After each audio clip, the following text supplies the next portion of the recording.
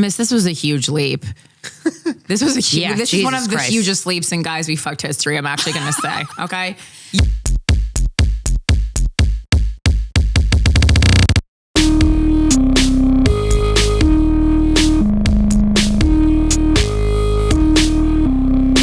Greetings, fuckers. How you been? Where you at? Did you drink enough water today? Welcome to another exciting episode of Guys We Fucked. It's the Anti-Slut Shaming Podcast. I'm Corinne Fisher. I'm Krystyna Hutchinson. Welcome to the show. Guys, what are you doing March 7th? Are you in New York City? It's a Thursday.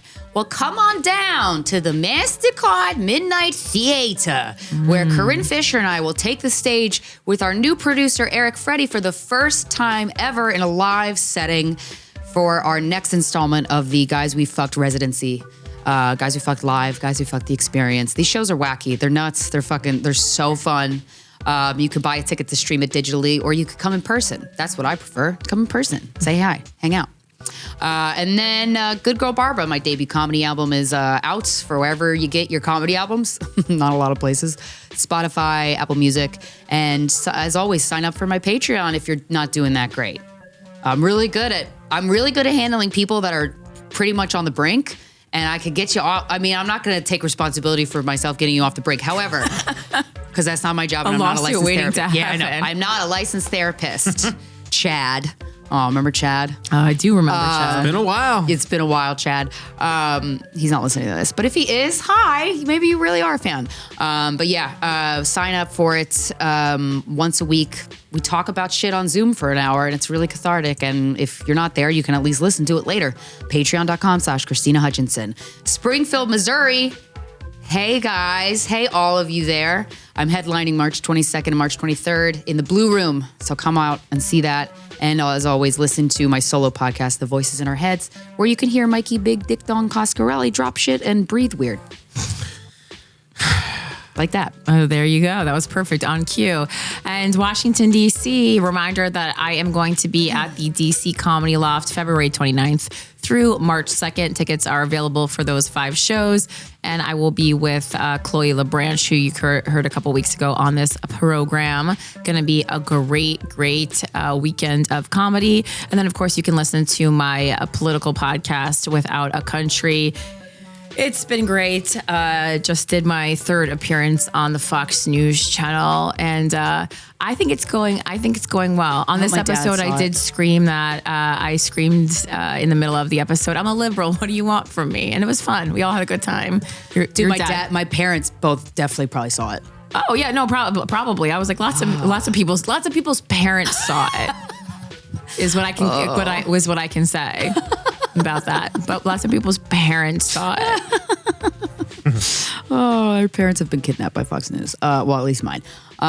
That's fun. Yeah, mine haven't. Mine either. Good for you guys. It's pretty sick. How you doing? Good. I've been intermittent fasting. That's been really fun. Yeah, I'm just trying to... I just live like that. I don't even call it fasting, but I kind of just organically do that. Well, I in a continued effort for 2024 to do things that I absolutely do not want to do, but I know there can be some like health benefits or mental health benefits. I'm forcing myself to do things I don't want to do so that I can fucking woman up and be a better person. And eating at night is one of my favorite activities in the whole entire world. I love eating at night. I do most of my eating early in the morning, first thing, and then late at night. And I notice when I do this thing where I sleep eat, and I get up in the middle of the night, and I just ravage my cabinets. And then I wake up in the morning, and I see all the cabinet doors open, and I see food everywhere. And I'm like, and I always have the flashback of, oh, right, God damn it. And you don't eat that much though, so like, what's the problem? Well, so what it does to your blood sugar and your pancreas and your liver when you eat, you should at least be going 12 hours without eating so that your body can do what it's supposed to do. But if you go 16 hours without eating, this cool process called ketosis. It's called there's another word for it. It's not. It can't be ketosis. Well, it's basically where your body is getting energy from the fat cells within your body instead of like the sugar that you eat. Right. But what that does is it cleans out all your cells. So if you go do a 16-hour period of fasting, it's really good for your health, but goddamn, do I get hangry. Well, I know people have mixed feelings on intermittent fasting though, because I know there's also been a lot of discussion about people thinking it's too close to an eating disorder. Well, they said if you've ever had an eating disorder, you shouldn't do it. I just wanted to see. Krystyna said, I take that challenge. Yeah. I only had an eating disorder for like 3 months. Yeah. It was more of a vibe. Yeah. It was because this guy cheated on me and I just needed to feel in control. Really. But I just wanted to see if it was something for me, because it's just certainly not for everybody. Yeah. But I will say, not eating, even if I didn't fast and I just didn't eat past 8 o'clock, because it's not healthy for your organs. Because what I would do is I would stuff my face. It's just hard when you're a comedian. It's like when you get home from work at 1 a.m. I mean, you've had a full work day and then you're not going to eat. I know. Well, that's why I got like my meals. You have to fucking prep. Yeah. It's exhausting. Yeah. But yeah, so your organs are just, and I wake up in the morning and I feel so much better. So that's been fun. I'm just, the book Woman Code that I'm kind of studying right now just talks about putting really healthy food in your body is really going to change how your hormones function. So I'm experimenting with that, cooking most of my meals. And I feel lighter. And even when I'm hangry, still very grounded, which is pretty cool. So there's some cool benefits. But I was thinking last night. Where are you? Yeah, I was doing some thinking. I was pondering, I was watching the Super Bowl. We're recording this early. Watching the Super Bowl and, Beyonce dropped an album. And then Israel dropped bombs. That was sad and bad. But we get a lot of, when you're a public person, you get a lot of people's opinions about you on your Instagram page, left in the comment section. Oh, for sure. And we've been doing this for 10 years, baby. We're used to it. And I mean, at this point, I'm used to it. So I'm like, all right, let's go. It does make you a better person because... I like that you were used to it at a different time frame. Very different periods of being used to it than you. Because now I've done all this work on like trauma and shit. I'm like, oh, this is why people are dicks, It's like, so at least, because before doing all that work, I literally would contemplate at home and be like, why are people so fucking mean? Yeah. And it would really bother me. Yeah. Really bother me. It still actually bothers me that people are so cruel, but I'm not like, why? Right. Same. That's where I'm at with it. Yeah. It still bothers me. And I feel like lately on my page and then on everybody's pages, everyone's just being a cunt on Instagram. Mm-hmm. Like a huge cunt. Julia Roberts posted this picture of her and her niece like having a playing poker or something, drinking tea. And it's also like just one celebrity I can't even think of anything bad to say about. I know. And then she was like, yeah, and then all these people are in the comments like, wow, she's unrecognizable. And she's like, guys, I'm fucking 50. Mm-hmm. And she's like, I know who I am. I'm confident who I am, but it still bummed me out. And it made me think about all the teenagers that get bullied online for their appearance. And it's like, we're so mean. And then on my posts lately, I'm experimenting with this fucking algorithm. It's going to be the death of me. But just people saying dumb, mean shit. And I'm like, what kind of things were they saying? Just like, I mean, there's always this is what you're talking about when everything else is going on in the world, which I will address in one moment. That's why I want to talk about this. Oh, I see. Because I have a very important thing to say about that. But and then it's just like, just mean shit of like, you're unfuckable or just dumb shit that I'm like, these don't hurt me. Really? I feel those are usually meant for my page. I know, now I'm getting them. And that's when I'm like, wow, the internet's really doing one. Oh, no. The internet's really doing one on us. Weird. I know. And it's like, yeah, okay, like, fuck you, you suck. But the amount of comments and DMs I've been getting about people disappointed in me there's this one comment I got last night that I ended up, I'll talk about this part on the bonus episode because I'm not going to give this person a platform more than I have. But, about not talking about the wars, about not talking about what's happening in Gaza. And, as from my perspective, I know what I think in my day-to-day. Yeah. And I know that on Twitter, I don't see the images on Instagram because I filter them out because I just want to see fucking Dachshunds and rugby players. That's it. I don't want to see this shit, okay? I don't want to, and I can control it as much as I can. And Twitter's a different story because the images, it's really sad. And these images they bother me to the point where they don't affect my ability to function, but I need to take like an extra hour out of my day to like cry, to be honest, because I'm like, this is just so awful. But a lot of criticism being thrown at me, and I'm sure a lot of the other people, about artists not addressing Gaza every second of the day. And I want to throw this out there as food for thought. If you are an activist or if you have a cause that you're really passionate about, it is not healthy to only think about that 24/7. You are traumatizing yourself with these images and these videos, and constant taking in the news is traumatizing. And as an artist, I believe our job is, if you're an artist who wants to speak up about this shit, cool, that's your prerogative, fuck yeah. But if you're an artist that just wants to provide some brevity, like a stand-up comedian, that's a really important service. And I was thinking about, having your, because the part of the comments that really bother me is, I thought that you stood up for what is right. Like, this has been said to me so many times. And I'm like, dude, and it's mostly all women that are doing this, but I'm like, I do, motherfucker, okay? I do stand up for what's right. But also, it is important to take a second out of your day to just look at a clip of a podcast and me talking about getting caught snooping in my boyfriend's journal. You know what I mean? Like, you need to think about other things. You cannot think about all this shit. And that's where I believe the power of art can be super cathartic, where it's like, I just need a break from looking at dead children's bodies for a second. And I need to watch this dumb fuck thing on Instagram. You know what I mean? And so it's really important. And it made me ponder, because Beyonce, like I said, released that album in the middle of the Super Bowl.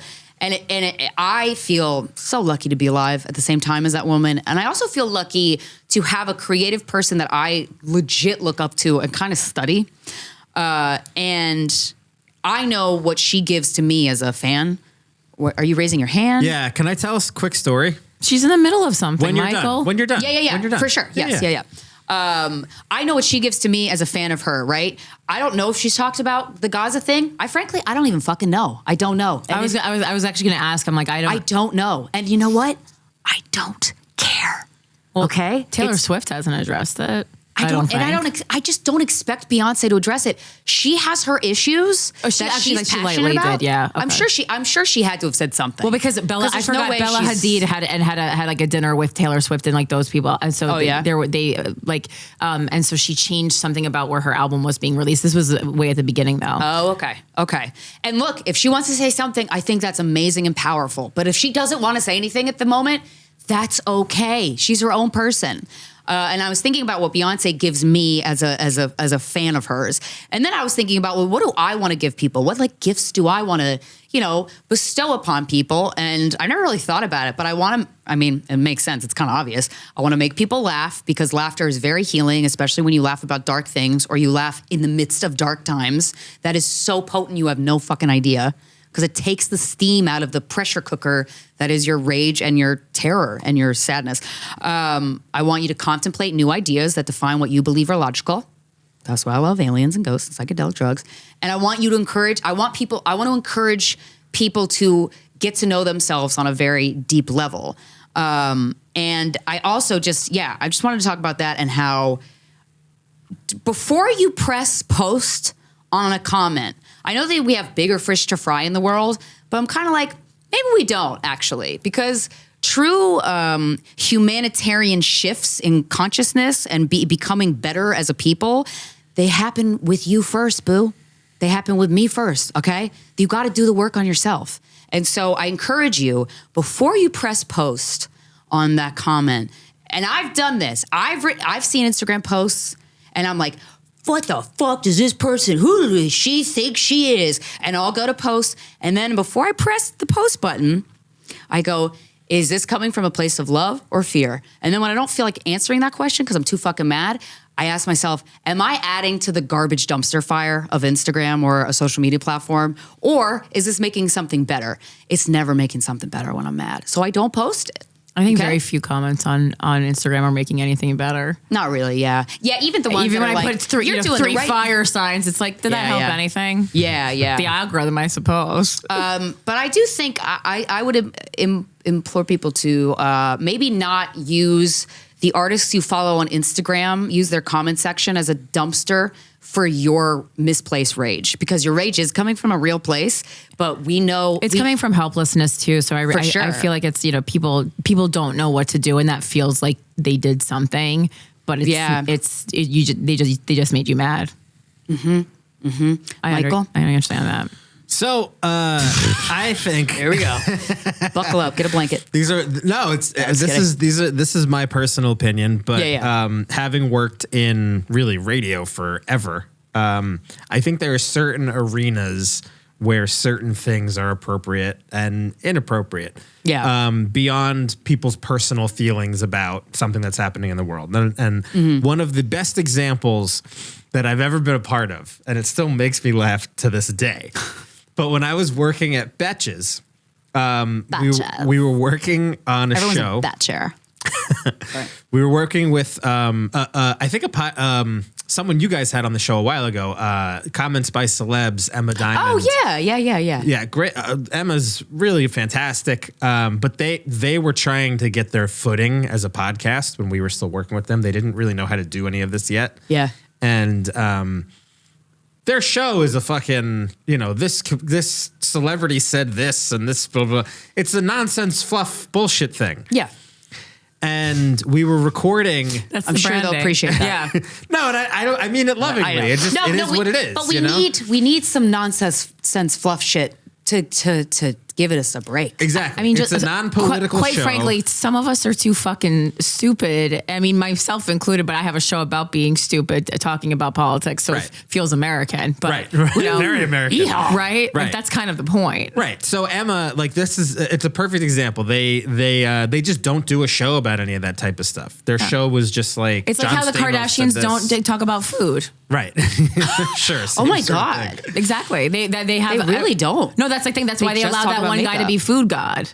Their friend is food god because that's one thing they don't deal with. They don't deal with food. Wow. Okay, sorry, go on, Myra. So Emma and Julie, who I don't know what their show looks like now, but that was who was hosting the show. Emma and I forget Julie's last name, but we were recording like a day before or the day of 9/11, and we were putting it out. Oh boy, not 9/11. The attack. I was like, you were a child. Yeah. This I was was gonna say like this was high 4 school. years ago. No, Okay, I said Mike invented podcasting. Shit. This was like, I don't know, 2018 or something like that. And That was a year. They were prepping the show, and then they were going to record the show, and they started talking, and then they realized they hadn't said anything about 9/11 on their show. So they were like, we have to stop and take a moment to have like just recognize 9/11. And basically, Oh, no. like in the middle of their podcast, Worse they're like, than not saying anything at all. exactly. They're just like, we'd be remiss if we just didn't remember that like today was 9/11. They really took that don't forget to And heart. that was it. They didn't say anything else. Okay. They didn't say anything about, but in their head. Yeah, because they're doing it as insurance for themselves, not because they actually have anything poignant to say about it. Exactly. And it's not like it was like a memorable And you can sniff anniversary of 9/11. Sure. They shoehorned this non sequitur meaningless mention of 9/11 into this show about, what John Stamos said on so-and-so's What's Instagram. hot right now, yeah. Exactly. Ooh, so John I just think there's times and places for all that stuff. And it doesn't mean you don't care about what's going on. And it doesn't mean, but it's just, Sometimes people are caught up in like a really intense emotion from seeing some really awful things, right? And they're like, why aren't you feeling the way I'm feeling right now? Boo. We have at some point. And this is the last thing I want to say about this is like, I want you guys to think of artists as the musicians on the Titanic, okay? The violinists. You look, my headphones got cut out. I can still hear you. Oh, you can still hear me? Yeah, everything is fine. I can't hear myself. I'm going to make a speech now. Think of artists as like the violinist on the Titanic. The ship is going down. It's traumatic. It's chaotic. People are dying. It's not fun. And you look around you, there's chaos. But then you look at those musicians on the Titanic, they're still fucking playing. Because what are they going to do? Scream too? It's not going to help. They're going to play. So I, as an artist, I'm like, I'm going to keep playing that violin, baby. All right? And so don't expect me to comment about these things. Don't expect artists to comment on these social matters all of the time. Because I don't think it's healthy for the psyche of people. I think it's super traumatizing to talk about something so awful all the fucking time. You have to talk about other things, if only for a moment. Okay? So that's all I wanted to say. And we'll get you your fucking emails. As I said, if you're looking for a hot Israel Hamas content, I have hours of it for you on Without a Country. And I addressed this on Without a Country, but I think what's upset me a little bit is that we're cherry picking atrocities, right? And there's no argument the the level of atrocity and the number of deaths in Palestine. I mean, it's the tens of thousands of people who have died. There's no, you can look on Wikipedia and actually see a numbers order of slaughters that have occurred, and it's nearing the top, that's for sure. But what also happened is, like, for instance, this week a cult leader named Paul Mackenzie in Kenya was charged with murder after more than 400 bodies were found buried in shallow graves in a remote forest in the east of the country, many of them children. And it's just like, okay, well, there's an example of an atrocity that I haven't heard anyone. I mean, I pulled it up because I was specifically looking for other atrocities, but it's like, are those They're everywhere. people less important? Right. They're not. Like, we don't all have a running list of everything that happened horrific in the world. No one knows everything. No one has a list. And I feel like it's weird to put it in some kind of like an order. Yeah, and one of the things about having a phone too is you're in constant view of all the awful things that are happening, not even half of them that are happening in the world. And so it's like, I mean, we are so aware of what's happening that we get a live stream of it. My God, that does damage to the soul of the planet. Makes you miss the days when you could just have a job on the docks, huh? Yeah. You're not in front of a screen all day. Well, the thing is that even when you talk about it, I mean, again, like I've talked about this for hours. No one's you're not gonna talk about it exactly right how people want you to, but that's Whatever, right? Well, but that's the beauty of having an opinion, you know? Yeah. Having an opinion, thinking about something, maybe go talk to the president about it. This is why I want to get abducted by aliens. I don't. I really do. No, I love talking about politics. I think it's fascinating. I think it's, I feel like for me personally, it is my responsibility as like a citizen to talk about politics, but that's my views on myself. Yeah. All right, guys. Today's guest is us. We're just going to keep chatting. Okay? We're going to keep chatting. I read swear your for a second emails. I thought you just forgot. And you were going to throw it at somebody. You've seen her at like, the wow. comedy center. No. Yeah, it's just going to be us. And it's going to be amazing. And we're all going to be here. Oh, you know what? Okay, so I was actually, I was talking to Moshe Kasher, and so then it got me Googling about Natasha Leggero and the last time that they were on our show. And I found this really weird site that I wanted to show you guys. And it just goes to show that there's really a fetish for everything. So I was trying to remember when Natasha was on the show, because we're might have them back on.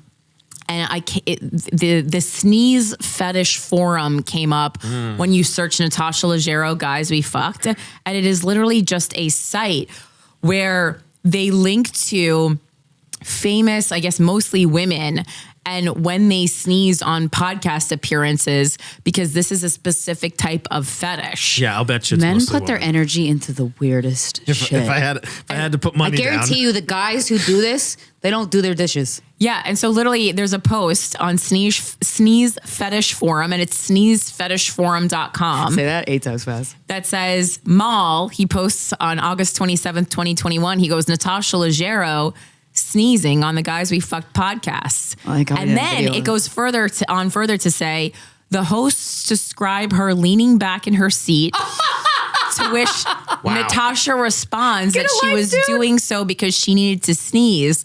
And then she does so at the 45-minute, 38-second timestamp. Bro. And they comment on the quality of the sneeze. Enjoy. And then there's a luminary link to the timestamp of the sneeze. Wow. Whoa. That's really something. People are so unique. I'm like, well, this even... You think you can't be surprised by people, or like, you think you've heard it all. Wait. Oh my God. My phone is fucking with me. I just clicked the link and then it says episode unavailable.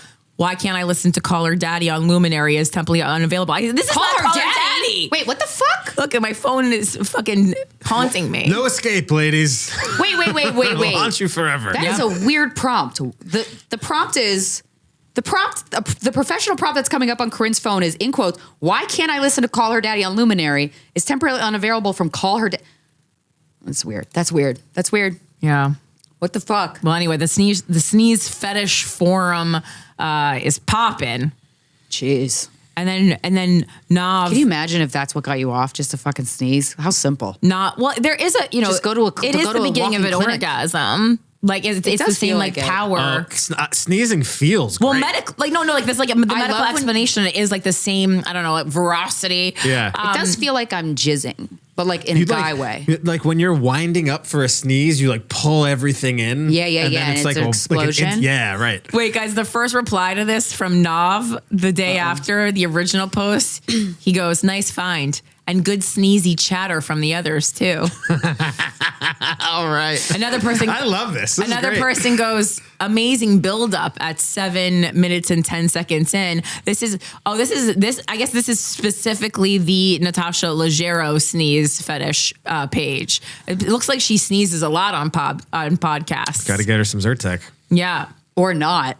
So Yeah. these Yeah, people maybe- can or- still continue to have a good time. Good point, Yeah, because Krystyna. there's a couple episodes of Endless Honeymoon where she's sneezing. Wait, contact staff.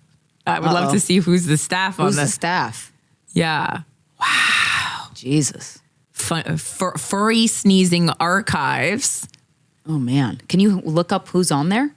Like, are you on there? Are we on there? I don't Oh, think I've like ever Wiki sneezed. Feet? Is it like Yeah. Wiki Sneeze? Right. Wait. Never got a Google. Are you guys alert. on WikiFeet? Hell yeah. Nice. Hell yeah, we are. You made it. Hell yeah, we're on Wiki Feet. We've been on Wait. WikiFeet for like a decade, though. Moving on up. Okay. I just Googled Corinne Fisher sneeze and nothing comes up. Let me do Krystyna Hutchinson. No. Maybe we haven't spell it. sneezed enough on air. I don't think I really sneeze on air.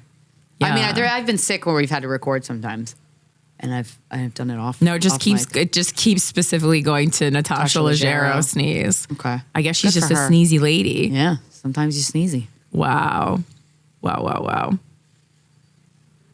Sneeze theory. Okay. I love it. All right. That's fun. All right, let's read this article or this email. This is subject line, does that mean he likes me back? Hey, Krystyna and Corinne, I've been watching you guys since 2018 and I love the podcast. Also, for warning, I've never wrote to a podcast like this, so I may not be good at explaining things. That's okay. So for context, I'm 19 and work at Walmart. I'm still not entirely confident in myself and it's hard to find myself being with someone.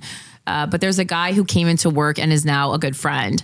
The thing is that I found that I was having a crush on him, which hasn't happened at all with someone my age, except like 6th grade. Aw. At the time, he was 19 as well, but had a birthday in December, so now he's 20. Uh-oh. Ooh, an older man. This is so funny. As well, he and his mom work together and were good friends along with my other friends. Some things he had said or done is a little list, but I've taken notice.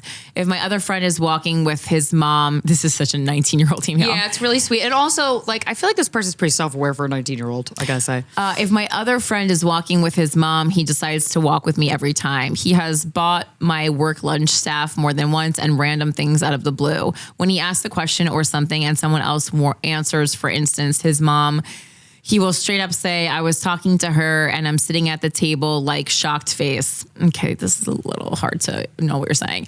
Or paid for our breakfast outings and is always looking at me. Okay. Oh, and during work, he would always do something that catches me off guard and he would say any chance that he got to say, do I make you nervous?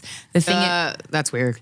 yeah. Well, Do I no. make you nervous? No, it's If not. it was a cute way. No. I'm thinking of an older, he's 20. So Yeah, he's 20. Yeah. I'm thinking of like an older man going, do I make you nervous, pretty little lady? No, you can say Like it in a Cape flirt. Fear. You can say it in like a flirty way, like, "Oh, am I Do I making you nervous?" Yeah. Oh, yeah, that's I've cute. said it to people. Yeah. The thing is, though, he's also just a really chill guy, nice guy. So I feel like everything he does, I'm reading into. But the thing he has said he isn't looking for is a relationship. And to be honest, with the way that I am, I don't know if I am as well. Also, his mom, who also months ago asked my other friend after he bought my lunch if she thought that he likes me or whatever. and I have not told the mom and don't think I could, but she low-key ships, I think. Oh my God, this is hilarious. I would love to see what you guys think. Keep doing what you're doing. I love you guys. And what are you doing? Okay. He's flirting with you, but he doesn't want a relationship like that. People tell you who they are. Don't read more into more of it. Men will always they'll verbally tell you where they're at and what their best and worst qualities are. So believe him. But also, if it's bugging you, if you're like, well, but maybe, then sometimes you need to know and you need to hear it from the source. Because if you have a crush on him, for example, and it's kind of like being fostered and you don't want to foster it anymore, because if it's not going to go anywhere, do yourself a favor and don't foster a crush on this guy. Just ask him, like, do you like me? You're fucking 19, you know? You sound sweet. It's fine. The worst that he might say, no, I don't like you. And he's like, okay, cool. And then you're going to be maybe a little daggered from that and you move on. Yeah. Like women, we love to like include these like listicles of everything the guy did. Guys aren't thinking about that. Yeah. They're just fucking existing, dude. Yeah. And and I'll say, if he liked you, you would know pretty quickly. You know? Yeah. And if it feels like you're not sure, that means like sometimes like they're unsure too, you know? Like guys don't have this master plan most of the time that we think they do. I know. They don't. They don't think that far ahead. They don't. Yeah. There's no master fucking plan. No, they're just existing. And that's why they're a little more peaceful. In the words of Jerry Seinfeld, we're just walking around, looking around. Yeah. I bet you women would like to know what men are really thinking. The truth, the honest truth of what men are really thinking. Because I could tell you. Would you like to know? All right, I'll tell you. Nothing. That's it. Yeah. It's true. So this is a follow-up from the email that we read. Did we read this on a bonus episode or on an intro? I think we might have read it on a bonus episode. I can't remember. I'm pretty sure it was a bonus episode, so you're going to subscribe to find out. But the subject was, I found out my friend is a child predator. Basically, to summarize it. Okay, so to summarize it, this woman and her boyfriend live together. They have a neighbor who's an older guy who was married to a woman, got divorced, found out through a hair salon lady that this older guy was in jail or got arrested for basically trying to meet up with a 15-year-old. The 15-year-old turned out to be like an undercover cop or something like that. And so... Well, it was a bait and switch. There was no 15-year-old. Right, exactly. It was to lure them in. The 15-year-old was the cop. Yeah, there was no 15-year-old. Yeah. And 15-year-old said, "Freeze." Yeah. Hi, mister. I know, that's like a 6-year-old. I know, it's a hebephile. And also here, like even though the subject line is child predator, it's 15 is not a fucking child. Yeah, and so we had a discussion. We read the email. We had a discussion because the girl was freaked out. We're like, look, pedophilia is a young child, right? That is a different caliber of fucked up than the caliber of fucked up that an older guy trying to bone a teenager is. They're both fucked up, but they're in different ways. Well, this is third tier because we looked at the numbers. I'm like, 15 is actually a febophilia, not even hebephilia. Right. Because it's a 15 to 19. So on the spectrum of predator, it's the chillest one. Honestly, yeah. But it's still predator, yeah, for sure. For sure. But we read it and we're like, still a predator. Wouldn't be as freaked out by it, but like, it's fucked up, for sure. So we read that email and then she sent us a follow-up. Update from the same listener. Okay. Update in case you ended up reading this whole thing. We did. Which we did. But on a bonus episode. I think it was last week's bonus episode. Well, 2 weeks ago, because this is coming out at the end of the month. I sent that original email 24 hours after hearing about this incident. Okay, so I was fresh as hell.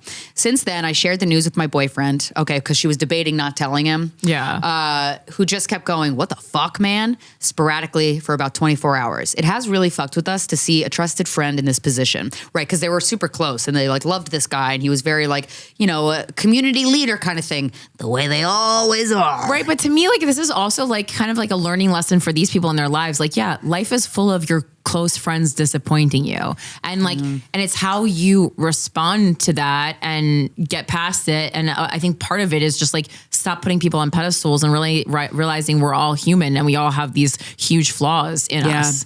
I mean, this is a little bit more than a huge flaw, but you know what I'm saying. Just a little flaw. Yeah. It feels like a movie. John was the fake name of the neighbor. John has been holed away in his apartment. Okay, so I guess he's not in prison. And neither of us have yet to run into him. For context, we normally see him a few times a week on the street. We noticed his distinctive car was nowhere to be seen for a few days, and then have since put together the pieces that he traded his black car for a gray one of the same make and model. Oh, he's going undercover witness protection program. Right. The Predator website that listed him on it doxed his address and information, so I guess he is fearful of his own safety. Oh, yeah. Normally, we can see John from our kitchen window while he sits on his balcony. Now, I've pulled the blinds down in our kitchen for the first time in 4 years living here. We have a skylight in our bathroom, which, should John go onto the roof... Well, guys, you're thinking John's way more calculated than he is. And also, John's not interested in fucking John's you guys. old. No offense. Yeah, you're too old and you're a woman. Should John go onto the roof, which he has easy access to, he could technically walk over and look into our bathroom. He's not in. Yeah. Like, I don't like. Yeah, like, this okay, is I know. getting I live. My 34th Street apartment was one of those buildings where there was you went on the roof and there was a skylight to the other apartments looking down. It was super easy. But I don't think this guy gives a shit about seeing your titties, girl. Yeah, like He wants 15-year-old boys. There's like a balls. misunderstanding. It's like even if you are like a pedophile, a hebephile, and a febephile, that doesn't mean you're just like balls to the wall, a crazy sexual person who will do anything and fuck anyone, who's fucking animals and putting jerking off udders into their mouth. Like Ew. this is like people Should he hear. get on the roof? Yeah, they just don't. It doesn't mean that this guy is just walking around sticking his dick in anything. And I think Yeah. it's like we don't really understand these things, and that's why everyone just thinks the solution is let's go out and kill pedophiles. Like, Yeah, And if he put a there's zip no line up, then understanding. he could walk across the zip line and sit, like it's just, yeah. I He mean, at doesn't what wanna point fuck do you you. He just doesn't go wanna like, watch you pee. Oh wait, no. It's like a misunderstanding Wrong here. theme song. It's a spy Unless one. unless you often have 15-year-old boys over. Right. Then I would say cover that skylight. Yeah. Ever since learning about this incident, the skylight started to freak me out at night when I can't see on the other side of it. Yeah, again, He's just not that into you. Yeah, your hebephile neighbor is just not that concerned about seeing you naked. Yeah. I can't see on the other side of it, even though we would hear footsteps if someone was on the roof. You're stressing out too much about this. And even though neither my boyfriend or I are his type, we're not 20-year-old boys, gross, I have since covered the glass of the skylight with blurring privacy stickers. It's just beyond weird to go from thinking it's a fun wave to our friend from the kitchen window here and there. My boyfriend and I assuming and laughing about how he's probably seen us having sex in our kitchen at least a few times. Again, it's probably not interested in it. And also, 'Cause you're that's too also old. weird on your behalf. Yeah, like you should close your blinds to Yeah. keep your neighbors from they're watching like you fucking. obsessed with this. Well, but and also the thing is, I think it's like kind of what a narcissistic heteronormative thought yeah. to think that he Everyone wants to see me is fucking. so obsessed with seeing you and your boyfriend fuck. No, he wants to see a 15-year-old jerk off. Okay, Yeah. he's also grossed out by you. Know the same way Yeah. you're grossed out by him. He's equally grossed out by you. Same sides, different coin, or different sides, same coin. To putting up privacy film over windows, pulling down blinds, and holding my breath every time I walk past his door, praying he doesn't come out. He doesn't happen to come out while I'm walking past. Girl, he's gonna one day. Yeah. And then you're gonna go, hey, all right, see ya. Yeah. Like I said, this is a small town, and this next twist I did not see coming. Uh-oh. Okay. John made an appearance at a town council meeting to clear his name. Bold. I watched a recording. You're obsessed with him. No, I get it. He stands up there and announces what happened. He states that he was coerced into making a false confession under false pretenses by a vigilante group who purport to expose sexual predators, but whose real goal is to destroy lives for views and likes. And I actually agree with his assessment of that. Yeah. Yeah, I mean, those people do certainly exist, but you think that John is right about? No. I don't. No. I think he 100% was looking to meet a 15-year-old, but I think these online vigilantes are doing it for views and likes, not actually because they care so deeply about cause. keeping Hebephiles off the street. That's not really a cause that anyone I don't think actually cares that much about. And specifically, I don't think that this is the way, if you really want to solve the problem, I don't think this is the way to do it. I think this is actually a way to ruin more lives. Yes. This group uses decoys on dating apps who pose as an underage. Oh, God. Okay. Jesus Christ. This group uses decoys on dating apps who pose as underage people to get adults to agree to meet up. But this is not part of the feds. Like, this is not an official thing. So No, this is just like wait, what? a bunch of people wanting to catch pedophiles. Yeah, there's lots of online vigilantes, including some comedians that do work like this. Weird. It's extremely dangerous. Weird. And also, like, that's weird. You don't know exactly what you're doing. There could actually be a miscommunication. I don't think this was a miscommunication, but there could be miscommunication, and it's like you're ruining somebody's life. You're ruining someone's life. If it life. was a rumor, you're ruining but an entire still, family. Yeah. And that's how It's people so like irresponsible. commit suicide. You know? Exactly. And also even like, okay, so I don't. So and also like, what if this guy, maybe he never acted on it before, whatever. Like, you think that the solution or like what he deserves is to kill himself? I also don't think that's a good idea. No. This group uses decoys on dating apps who pose as underage people to get adults to agree to meet up, and then they confront the predators on camera and post the videos on the internet. A modern day To Catch a Predator. What happened to John was they confronted him with a camera at an agreed upon location where they state he was meeting up with a 15-year-old boy. I'm very familiar with this stuff. So John goes in this council meeting to say that the confrontation was frightening, stressful, and confounding.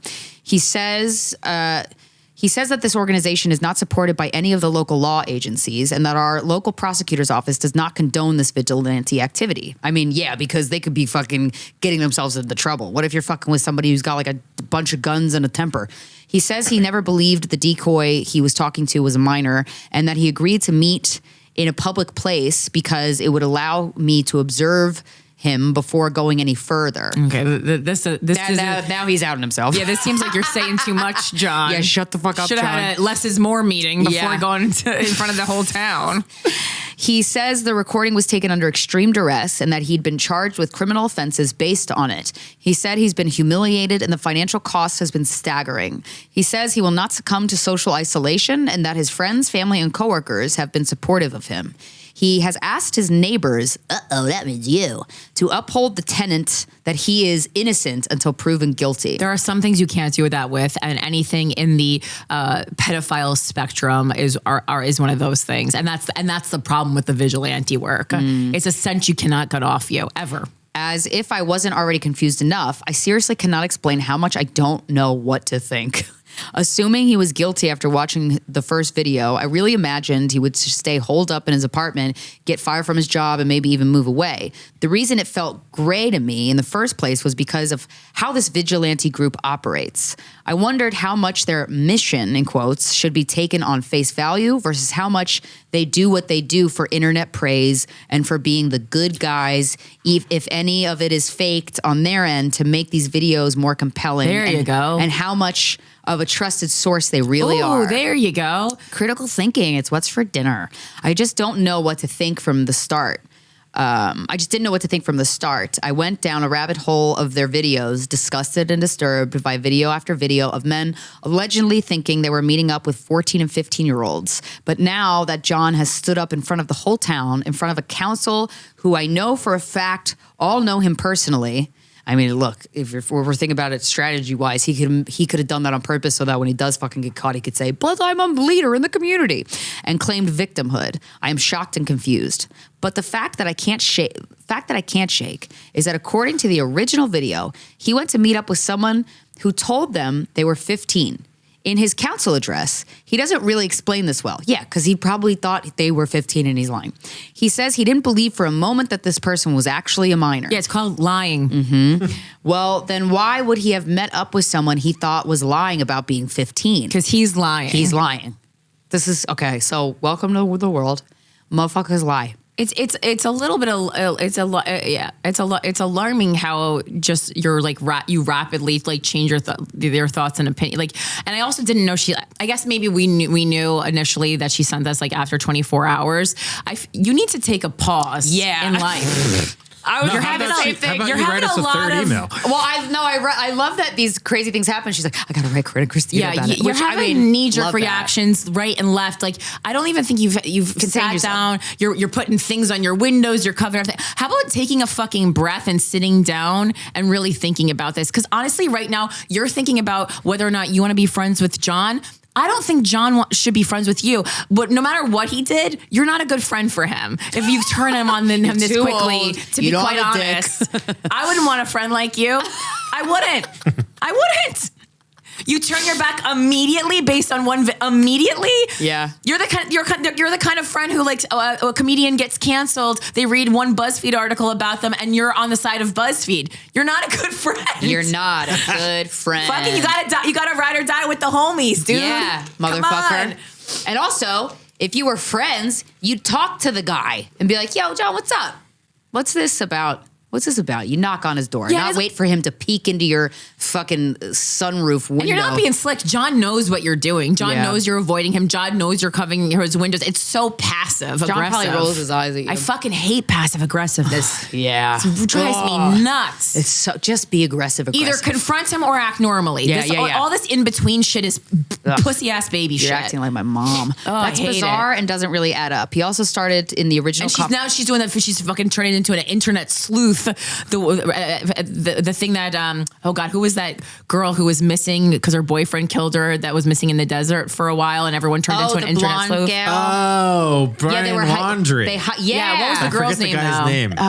Shoot. Yeah, I forget. Well, because internet sleuthing like really fucked up that case and made it go on way longer. And then now you're doing that shit. We gotta stop Gabby the internet. Petito. Yeah, you gotta stop the Gabby Petito internet sleuthing. There's a reason that investigators are investigators. I think they both got killed, didn't they?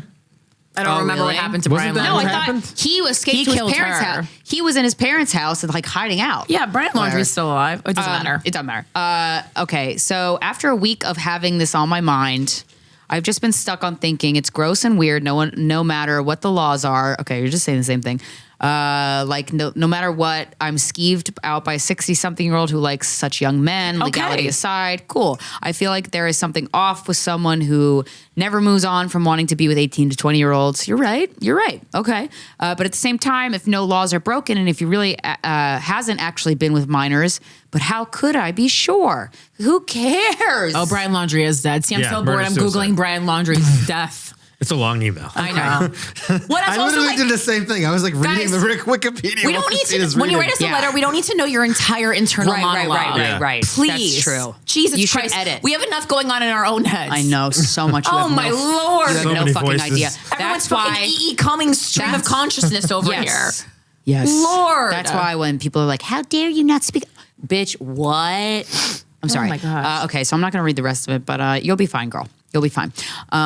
Just don't be friends with him.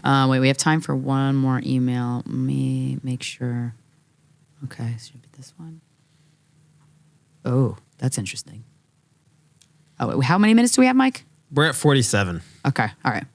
Oh, this is an episode. Okay, yeah. Okay, so we'll do 2 more. This is mine. Okay. Yeah. Do I tell my father that his father, your grandpa, said? Well, are we trying to make things as complicated as possible? Do I tell my father that his father? It's a rough day for emails. No, but my grandpa said sexually explicit things to my sister and I to explain why he isn't invited to my wedding. Okay. Do I tell my father why my grandpa isn't invited to my wedding? That would be simpler. It's like, come on, guys. Hi, Corinne, Krystyna, Eric, and Mike, if you're still there. I have been a long-time listener and Luminary subscriber. I've seen you both do stand-up in New York and Chicago, and you always kill it. Thank you so much for doing what you do. I truly look up to you both. My fiance and I have been together for 7 years. We're both, why so long? Just do it. We're both do it or don't. What the fuck?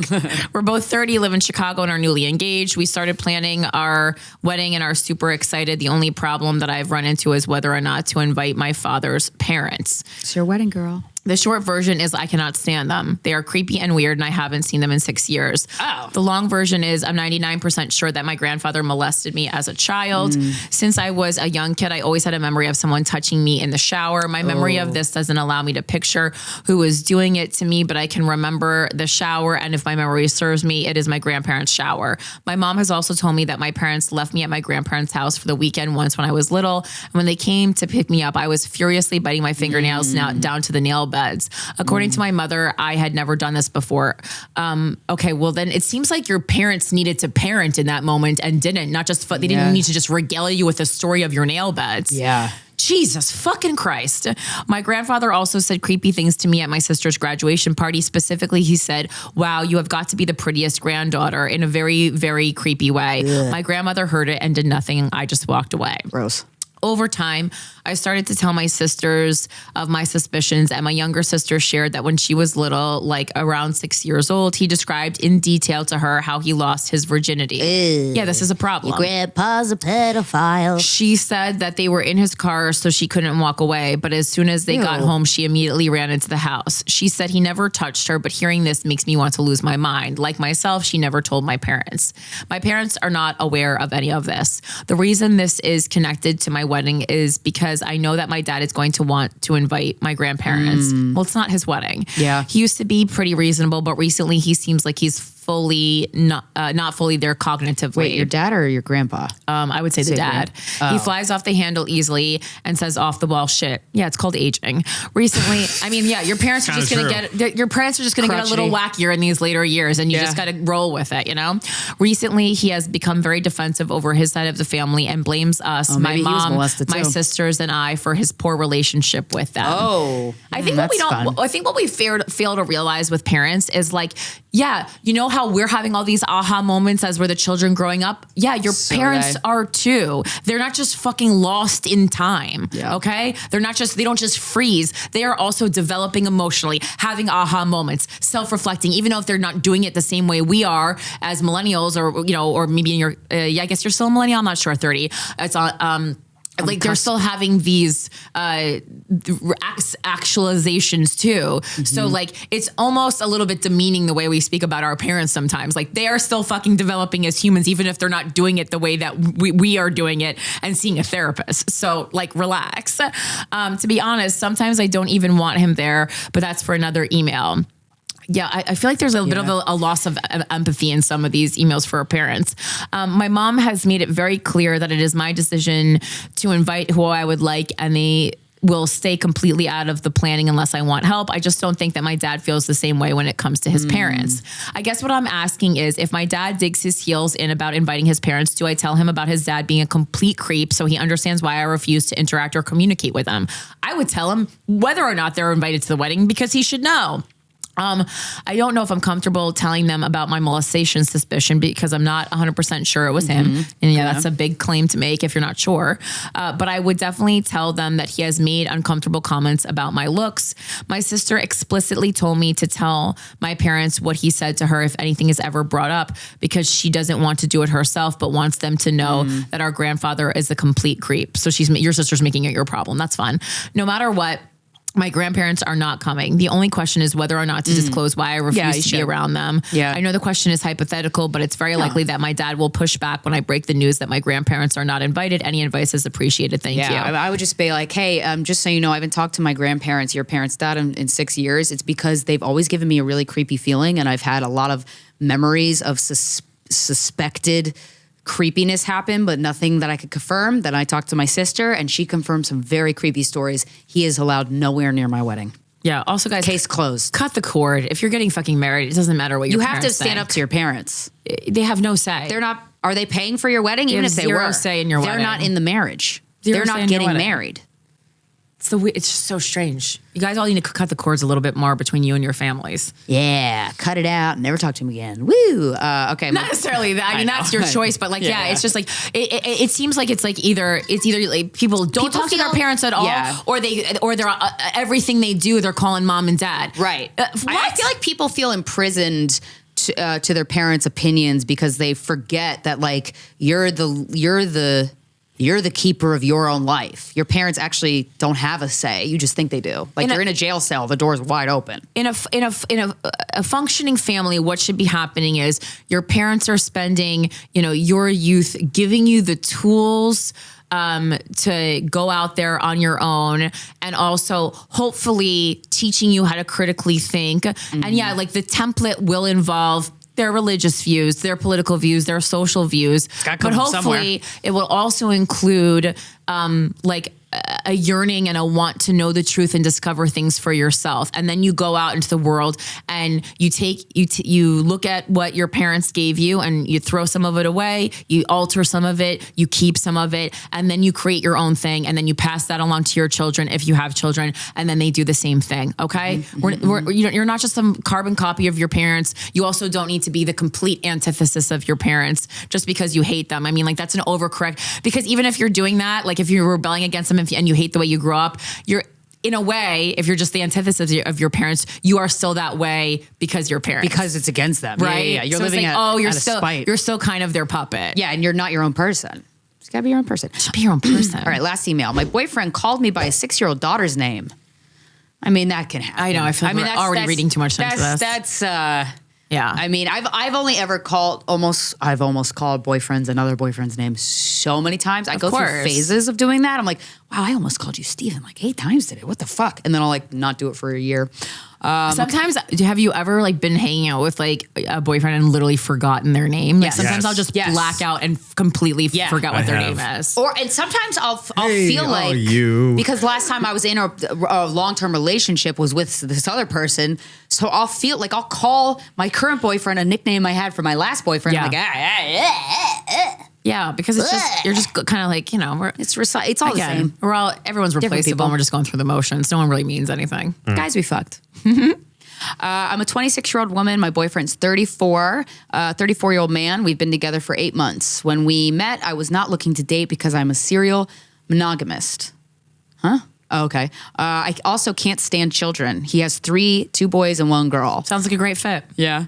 I always thought the way he obviously favors his daughter was strange. Okay. But just assumed it was because I don't have healthy relationships with my parents. Could be. It could. I gotta say, it could favor be. daughters a lot, though. Yeah, and when you don't have that kind of bond and you see it, part of you that's like angry you didn't get that projects of like, well, that's fucking creepy and weird. No, maybe it's just love. No, you know? dad, but also just the same way moms favor sons a lot, dads favor daughters. It's just the way it is. It's weird. The other night, though, we were both up late. He was playing video games. I was drinking wine, watching scary movies, and all the kids were asleep. Suddenly, he said his daughter's name, so I thought she had woken up. But then he said her name again, and then I turned and realized he was talking to me. So all I said was, I'm not this girl's name. Not her real. Oh, okay. I'm not Amy. Not her real name. He apologized and said that was weird. I said, yeah, you should go to sleep. I've never dated anybody with children, but ever since that night, I can't help but feel like I'm in the way of him and his daughter. No, he just has a daughter and he talks to her a lot. Miss, this was a huge leap. This was a huge. Yeah, this is one Jesus of the Christ. hugest leaps in guys we fucked history. I'm actually going to say, okay. Not all men want to fuck their daughters. Yeah, he accidentally In fact, most called don't. you his daughter's name once, which is a name that I'm sure he uses 100 All the times a time. day. And then you leapt to, you're dating a pedophile. I think our patience also at the end of this episode is gone. But also, come on, girl. Stop. I'll jump to conclusion This is a sometimes, lot. but that's a lot. The theme of this episode is looking for huge problems where there are Yeah, none. I will say, I imagine your life is pretty peaceful otherwise, if this is the thing you're worried about and writing us for. Yeah. He's not, I don't think he's interested in his daughter in more than being her dad. Yeah. I'm sure he thinks of her like as a little sweet princess. But again, like, yeah. That's a dynamic that happens. Yeah, that's normal for the dad to seemingly favor the daughter. That's just because You're my little girl. He looks at his sons as like it's almost like a self-hate men. thing, like right? Like men know how dastardly men can be, and they see women in a different light. So he sees his daughter in a different light. Yeah. That's just like so fucking common. It's the same way why boy moms hate every girlfriend. It's self-hate. Yeah, it is. It's self-hate because they know the way they've manipulated men over the years, and they don't want that happening to their son. Oh, Come on, never thought of guys. it that way. Come on, this is fucking 101 over here. That makes sense. Yeah, stop. Oh my god. All right, guys. And it's also now it's weird that you're thinking about it so much. Yeah. I mean, look. Maybe you're a pedophile. Yeah, no, we do live in a world where there's a lot of pedophiles. There are For a lot sure. of them, and it's disturbing. But I don't think your boyfriend's one of them. Yeah. That is, yeah. Also, I mean, like pedophile, you can usually pretty much do by looking at him. This Yeah, he is doesn't look this like is a very pedophile. salt of the earth guy.